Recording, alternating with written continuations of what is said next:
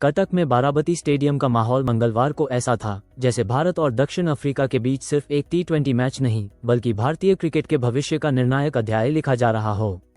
उस रोमांचक मुकाबले में एक समय था जब लग रहा था कि टॉस हारकर पहले बल्लेबाजी करने उतरी टीम इंडिया 160 रन भी नहीं बना पाएगी। शुरुआती झटके, बल्लेबाजों का संघर्ष और फिर अचानक एक तूफान आया जिसने मैच का रुख ही पलट दिया। जिस खिलाड़ी की वापसी पर लाखों निगाहें टिकी थीं, जिसने अपनी चोट के बाद पहली बार अंतर्राष्ट्रीय पिच पर कदम रखा, उसने ऐसी पारी खेली कि स्कोरबोर्ड 175 रन के सम्मानजनक आंकड़े तक पहुंच गया। लेकिन असली ड्रामा तो दूसरी पारी में शुरू होना था। किसी ने नहीं सोचा होगा कि 176 रनों का पीछा करने उतरी दक्षिण अफ्रीका की टीम, जिसे चोकर्स कहा जाता है, इस तरह इतिहास में सबसे शर्मनाक रिकॉर्ड दर्ज करवा देगी। टॉस हारकर पहले बल्लेबाजी करना हमेशा कठिन होता है, खासकर जब पिच पर थोड़ी नमी हो और विपक्षी टीम के पास लुंगी एंगेडी जैसा घातक गेंदबाज हो।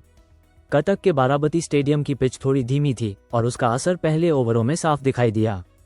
शुभमन गिल 4 रन और कप्तान सूर्य कुमार यादव 12 रन तेजी से पवेलियन लौट गए।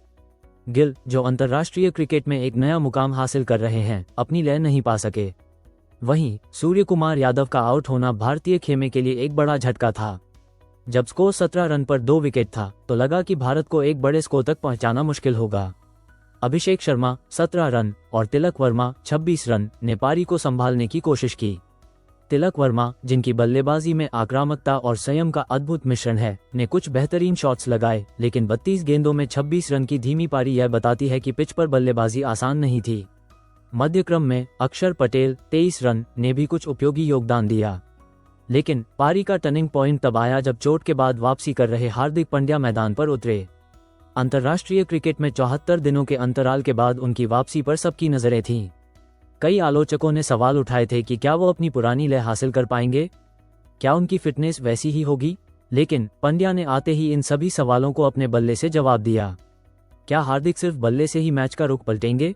क्या कप्तानी और चोट के दबाव ने उन्हें एक और भी खतरनाक खिलाड़ी बना दिया है? उनके पहले 10 रन ने जो संकेत दिया, वह भारतीय क्रिकेट के लिए कितना बड़ा गेम चेंजर साबित होगा? इसका जवाब जल्द ही मिलेगा। हार्दिक पांड्या ने क्रीज पर कदम रखा तो भारत का स्कोर 104 पर 5 विकेट था। यहां से 160 से 170 तक पहुंचना भी मुश्किल लग रहा था। लेकिन पांड्या ने परिस्थितियों की परवाह न करते हुए सीधा काउंटर अटैक शुरू किया। उन्होंने केशव महाराज के ओवर में 2 गगनचुंबी छक्के जड़े, मानो कह रहे हों, मैं आ गया हूं। उनकी 28 गेंदों में खेली गई नाबाद 59 रनों की पारी किसी भी मायने में अविश्वसनीय थी। इस दौरान उन्होंने 6 चौके और 4 छक्के लगाए। उनका स्ट्राइक रेट 210 से ऊपर रहा, जबकि बाकी बल्लेबाज संघर्ष कर रहे थे। जिस गति और ताकत से उन्होंने एनरिक नॉर्किया जैसे तेज गेंदबाज को हिट किया, उसने साबित कर दिया कि उनकी फिटनेस अब पूरी तरह से बहाल हो चुकी है। उनका रैंप शॉट पर लगाया गया छक्का, जिससे उन्होंने अपना अर्धशतक पूरा किया, पूरे स्टेडियम को झूमने पर मजबूर कर दिया। हार्दिक की इस तूफानी पारी की बदौलत भारत ने आखिरी 5 ओवरों में 53 रन बटोरे और स्कोर को 175 रन तक पहुंचाया। ये स्कोर ऐसी पिच पर एक विशाल लक्ष्य था। 176 रनों का लक्ष्य भले ही बड़ा था, लेकिन दक्षिण अफ्रीका के पास Quinton de Kock, Aiden Markram और डेविड मिलर जैसे T20 विशेषज्ञ थे। लेकिन मैच के दूसरे भाग में जो हुआ, वह महज एक हार नहीं बल्कि एक राष्ट्रीय शर्मिंदगी थी। भारतीय गेंदबाजी आक्रमण ने शुरू से ही जोरदार प्रहार किया। गेंदबाजी की शुरुआत अर्शदीप सिंह ने की और उन्होंने अपनी दूसरी ही गेंद पर क्विंटन डी कॉक को 0 पर आउट कर दिया। डी कॉक का फॉर्म में न होना दक्षिण अफ्रीका के लिए एक बड़ी समस्या है और यह विकेट मैच की दिशा तय करने वाला था। इसके बाद क्रिस्टन स्टब्स 14 रन ने कुछ देर तेज खेलने की कोशिश की, लेकिन अर्शदीप ने उन्हें भी चलता किया। दक्षिण अफ्रीका का स्कोर 16 पर 2 विकेट हो चुका था। लेकिन क्या ये सिर्फ अर्शदीप की गेंदबाजी थी या बाराबती की पिच में कुछ ऐसा था जिसे प्रोटियाज बल्लेबाज समझ ही नहीं पाए? कप्तान एडेन मार्कराम और डेवाल्ड ब्रेविस ने पारी को संभालने की कोशिश की, लेकिन भारतीय स्पिनरों ने आते ही मोर्चा संभाल लिया।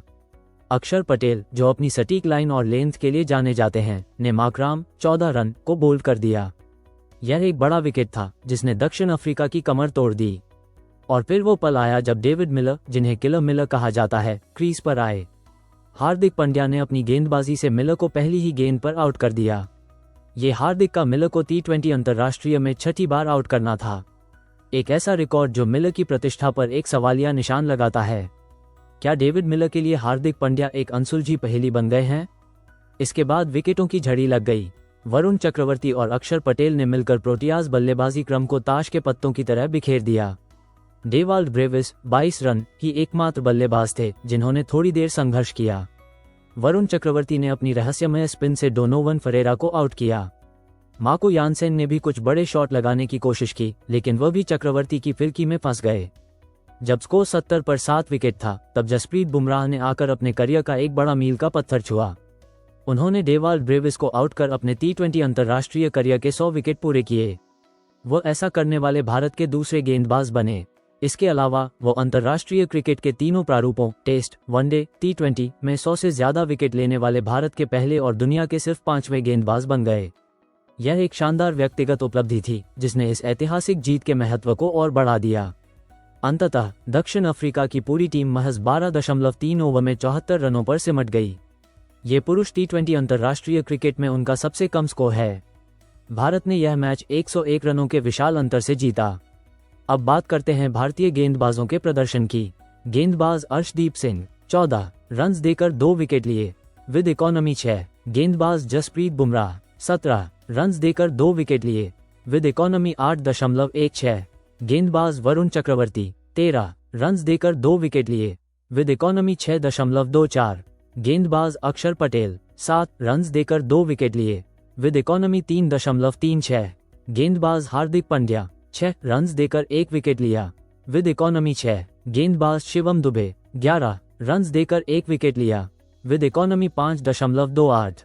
ये जीत केवल एक मैच की जीत नहीं है, बल्कि यह T20 वर्ल्ड कप 2026 की तैयारियों के लिए एक बड़ा बयान है। चोट के बाद हार्दिक पांड्या का बल्ले और गेंद दोनों से प्रदर्शन टीम के लिए सबसे सकारात्मक संकेत है। उनका ऑलराउंडर फॉर्म में होना भारत को संतुलन प्रदान करता है। इस मैच में भारत के सभी 6 गेंदबाजों अर्शदीप, बुमराह, चक्रवर्ती, अक्षर, हार्दिक, दुबे ने विकेट लिए। ये दिखाता है कि टीम के पास हर तरह की पिच पर आक्रमण करने की क्षमता है। अर्शदीप की नई गेंद से स्विंग और जसप्रीत बुमराह का अनुभव बेजोड़ है, जबकि अक्षर और वरुण की स्पिन जोड़ी ने मध्य ओवरों में कोई मौका नहीं दिया। 74 रन पर ऑल आउट होना दक्षिण अफ्रीका के लिए एक बड़ी चिंता है। उनकी बल्लेबाजी में अनुभव की कमी और भारतीय स्पिन के खिलाफ संघर्ष साफ दिखाई दिया। ये जीत भारत को 5 मैचों की श्रृंखला में 1-0 की बढ़त दिलाती है।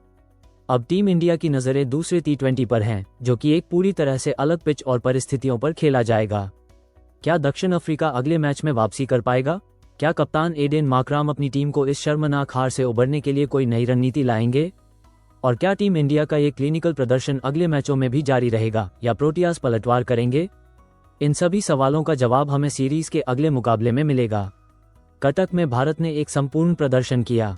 ये जीत न केवल 101 रनों के बड़े अंतर से हासिल हुई, बल्कि इसने T20 अंतर्राष्ट्रीय में दक्षिण अफ्रीका के सबसे कम स्कोर का रिकॉर्ड भी तोड़ दिया। हार्दिक पांड्या की विस्फोटक पारी ने भारत को बचाया, जबकि सामूहिक गेंदबाजी ने दक्षिण अफ्रीका को ध्वस्त कर दिया। ये जीत भारतीय क्रिकेट के लिए एक आत्मविश्वास बढ़ाने वाली जीत है और इस बात का संकेत है कि भारत T20 वर्ल्ड कप के लिए एक मजबूत दावेदार है। अब अगला मुकाबला नई चंडीगढ़ के महाराजा यादविंद्र सिंह अंतर्राष्ट्रीय क्रिकेट स्टेडियम में है, जहां की पिच और स्थितियां पूरी तरह से अलग होंगी। क्या भारत का ये किलर प्रदर्शन वहां भी जारी रहेगा या हमें एक रोमांचक मुकाबला देखने को मिलेगा? दोस्तों, टीम इंडिया की इस जबरदस्त जीत के लिए एक लाइक तो बनता है। आपको इस मैच में सबसे शानदार प्रदर्शन किसका लगा? हार्दिक पांड्या की पारी या बुमराह की घातक गेंदबाजी? अपना जवाब हमें कमेंट करके जरूर बताएं। और क्रिकेट की ऐसी ही रोजाना धमाकेदार खबरों के लिए चैनल को अभी सब्सक्राइब करें और बेल आइकॉन दबाना न भूलें। और देखते रहिए क्रिकेट ब्लॉग और यूट्यूब चैनल थर्ड अंपायर। मिलते हैं अगली वीडियो में।